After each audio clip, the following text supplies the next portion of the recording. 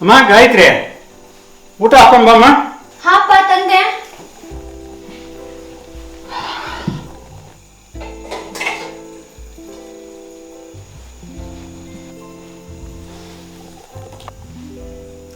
ಏನ್ ಮಗಳೇ, ನಾಳೆ ಬೆಳಗ್ಗೆ ಕಾಲೇಜಿಗೆ ಹೋಗೋದಕ್ಕೆ ಈಗಲೇ ರೆಡಿಯಾದಾಗಿದೆ?